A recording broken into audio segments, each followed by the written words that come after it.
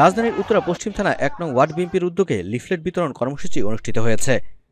১ নং ওয়ার্ড বিএনপির সভাপতি আব্দুস সামাদ আজাদের নেতৃত্বে এই কর্মসূচি শুরু হয় উত্তরা ৩ নং সেক্টর কল্যাণ সমিতির সামনে থেকে।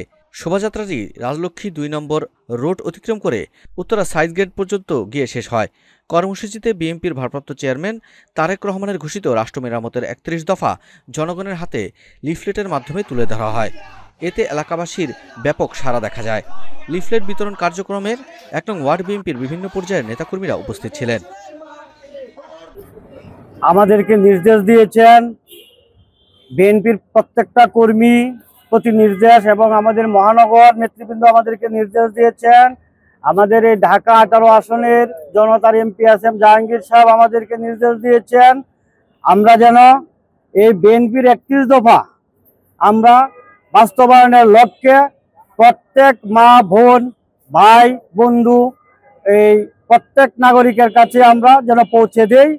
সেই জন্য আমি উত্তরা পশ্চিম থানা আমার ১ নং ওয়ার্ড বিএনপির উদ্যোগে ১ নং ওয়ার্ড বিএনপি ও ইউনিটের নেতৃবৃন্দদের নিয়ে আজকে আমরা শুরু করেছি প্রথম দিন, যে আমরা এই আমার ওয়ার্ডের প্রত্যেকটা আনাচে কানাচে এবং প্রত্যেকটা লোকের কাছে প্রতিটা ঘরে ঘরে আমরা ইনশাল্লাহ পৌঁছে দেব বিএনপির ৩১ দফায়। আর বিএনপি ক্ষমতায় আসতে পারলে ৩১ দফা